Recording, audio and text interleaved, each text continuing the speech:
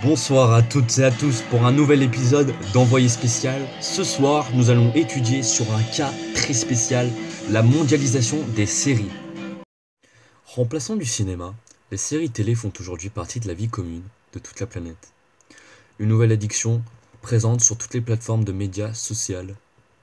Nous avons étudié leur impact sur nos vies et à quelle échelle mondiale, politique, économique et sociale les séries télé ont actuellement sur la société d'aujourd'hui. Nous posons d'abord une première question.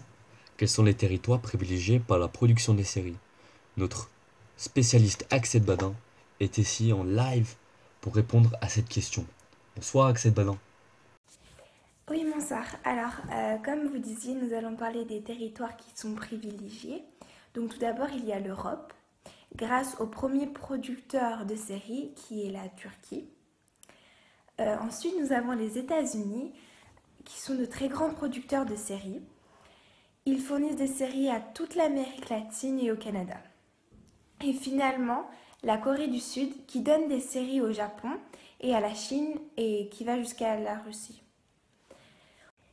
Finalement, les séries télé, elles représentent un enjeu économique très très important sur une échelle de milliards de dollars. Par exemple, Netflix, qui domine le marché depuis plus de 2 ans. Ce mouvement est freiné cependant par les téléchargements illégaux.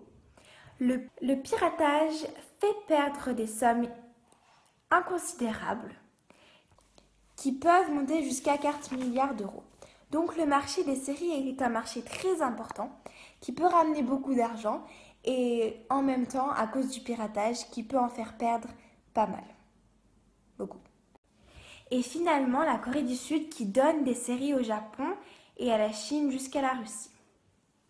On peut remarquer que les pays se copient entre eux. Nous avons pris l'exemple de House of Cards, qui est une grande série américaine, qui a été reprise de la série anglaise et nommée exactement pareil.